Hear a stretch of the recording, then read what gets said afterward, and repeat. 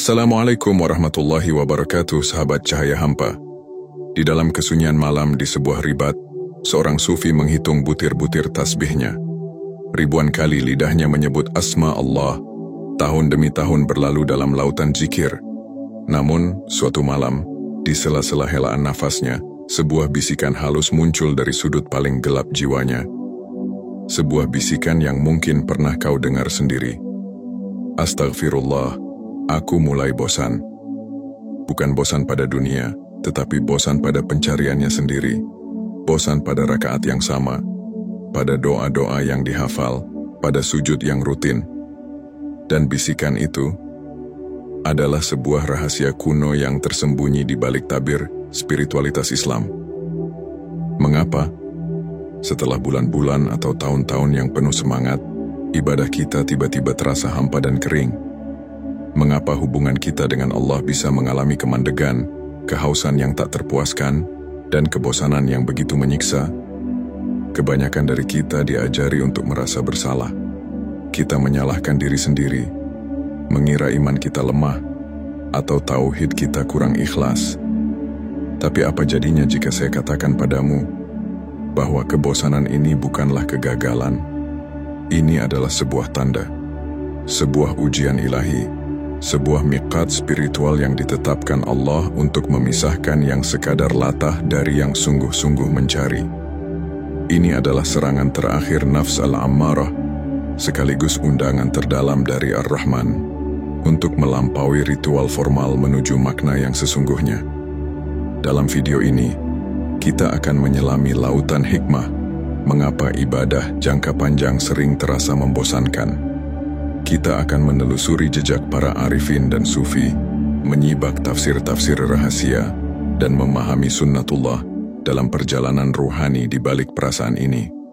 Kita akan membongkar 3 lapisan hijab yang mengurung hati kita, dan yang terpenting, kita akan menemukan kunci praktis untuk mentransformasi kebosanan ini menjadi sebuah gerbang menuju maqam ihsan, tingkat kedekatan dengan Allah yang lebih dalam, lebih intim, dan lebih hidup daripada yang pernah kamu bayangkan.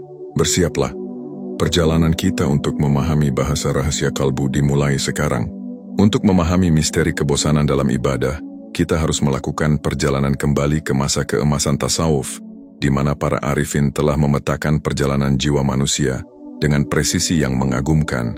Mereka tidak menganggap kebosanan ini sebagai aib, tetapi justru sebagai tanda zaman dalam perjalanan spiritual seorang hamba. Imam Al-Ghazali dalam magnum opusnya Ihya Ulumuddin menggambarkan dengan sangat indah tentang fenomena yang dalam bahasa Arab disebut al-malal atau al-fatra, sebuah periode kekeringan dan kejenuhan spiritual.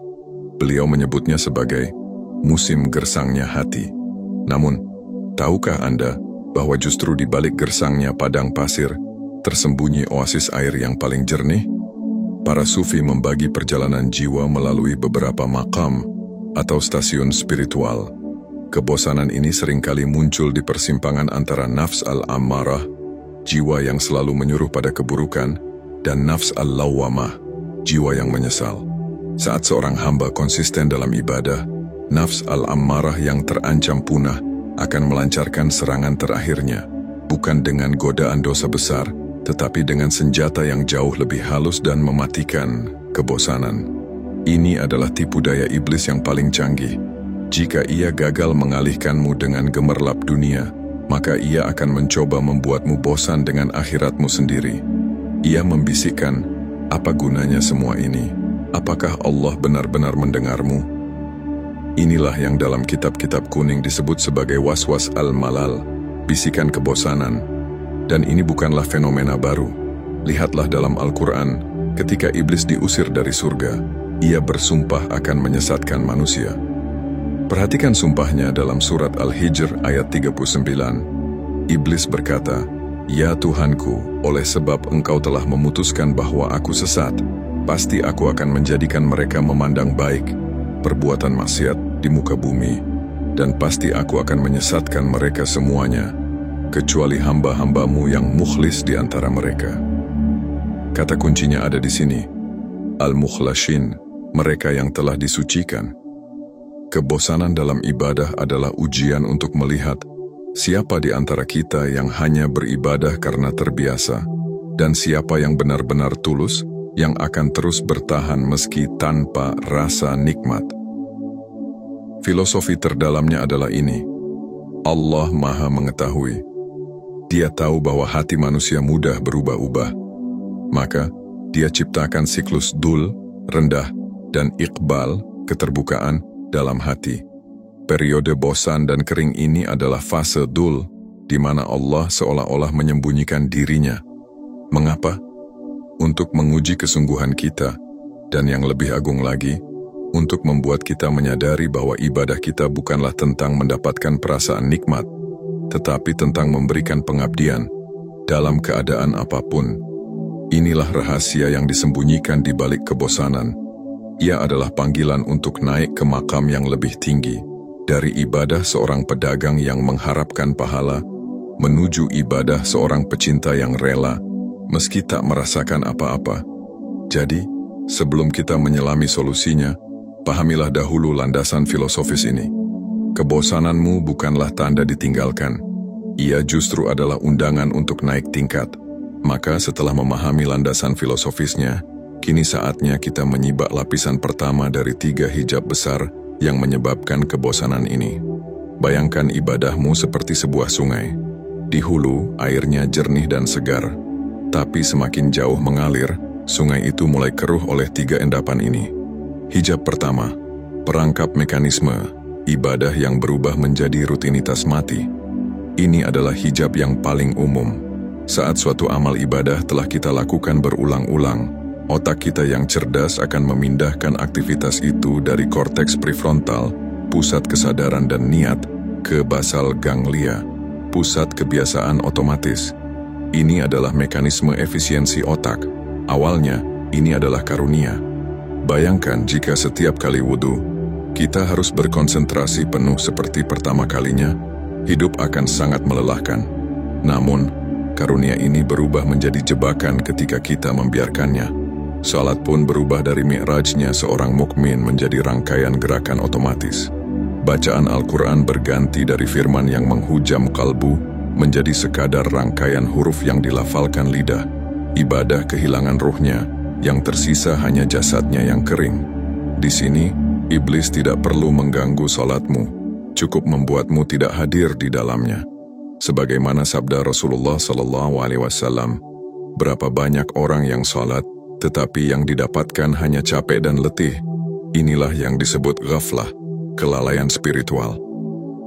Hijab kedua, jerat psikologis, hukum habituasi dan lapar akan stimulasi baru. Manusia secara alami terikat pada hukum habituasi. Kita terbiasa pada segala hal yang konstan dan kemudian mencarikan stimulasi baru. Ponselmu yang dulu begitu menggembirakan, kini sudah biasa. Begitu pula dengan ibadah. Pada fase awal, ibadah terasa baru. Ada gelombang semangat, euforia spiritual, dan perasaan dekat yang menyenangkan. Jiwa kita, atau nafs, sangat menyukai perasaan ini. Tapi ketika gelombang itu mereda dan ibadah menjadi konstan, nafs kita mulai mengeluh. Ia mengira sumber kebahagiaan adalah sensasi barunya, bukan sang pemberi sensasi. Kita seperti anak kecil yang lebih tertarik pada bungkus kado daripada hadiah di dalamnya.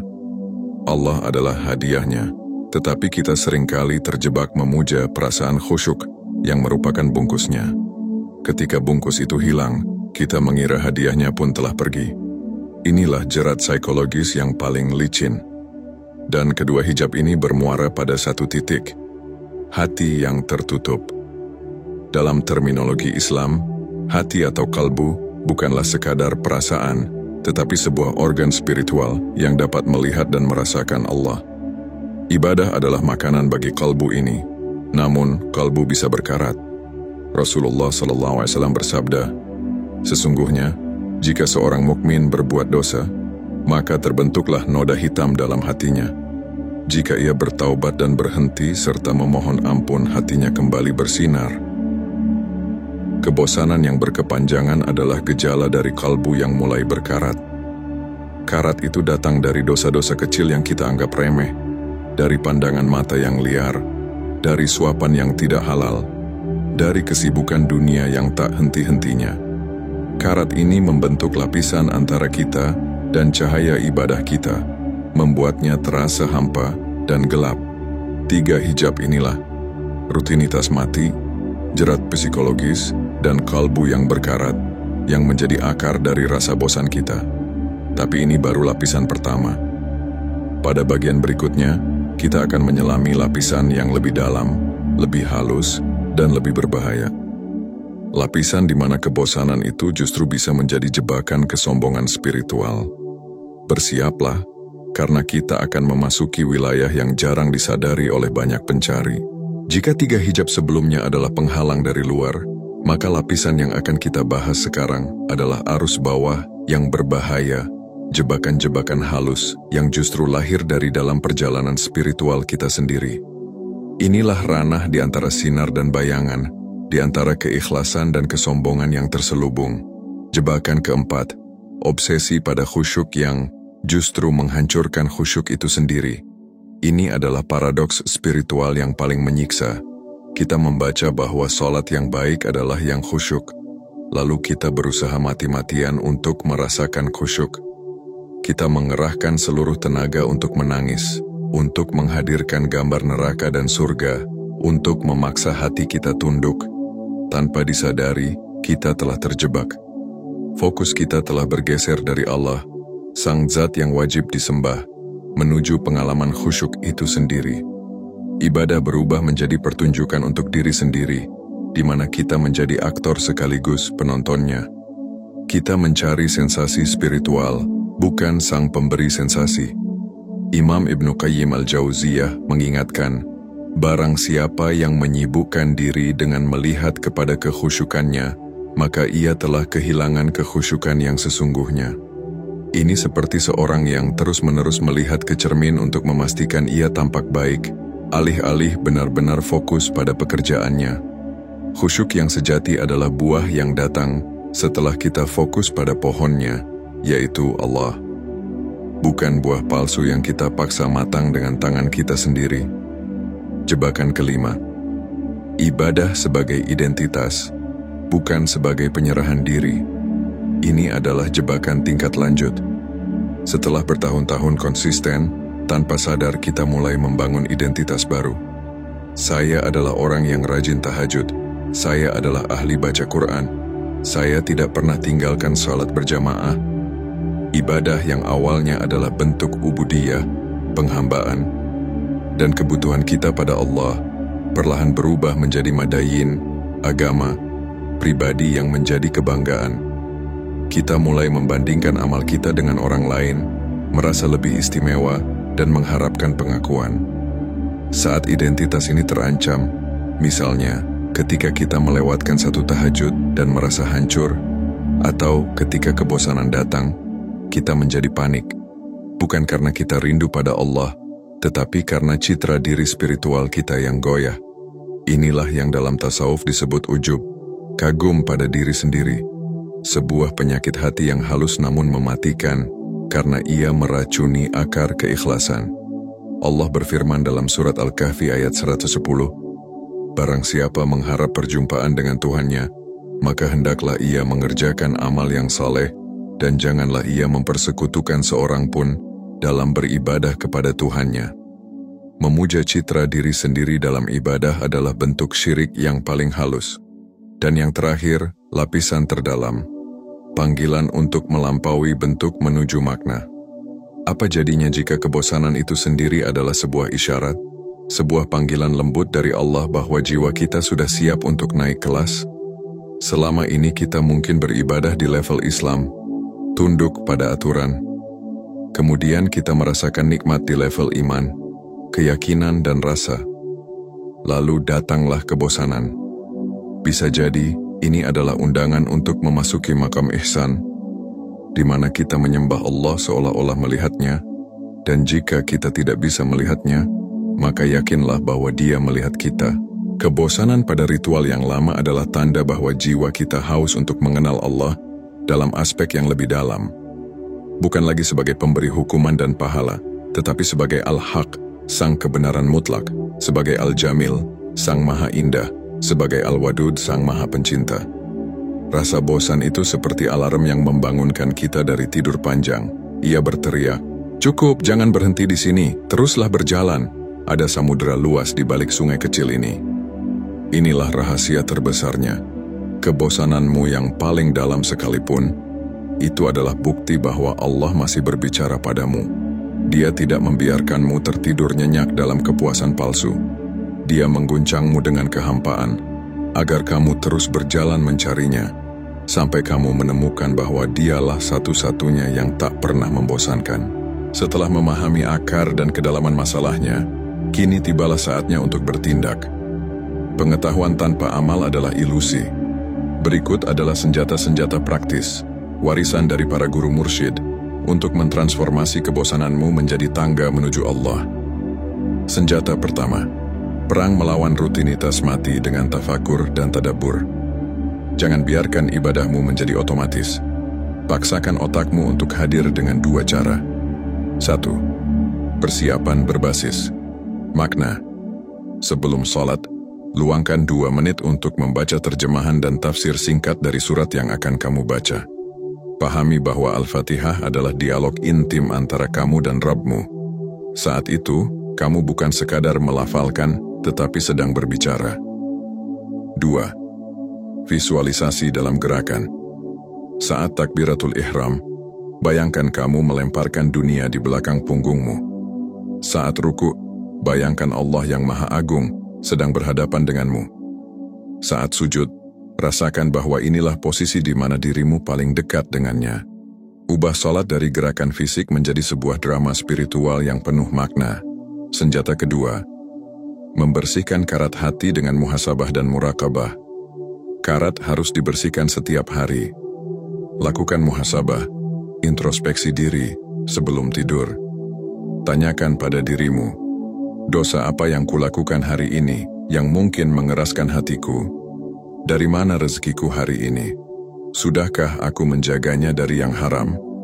Kemudian, praktikan muraqabah, merasakan pengawasan Allah.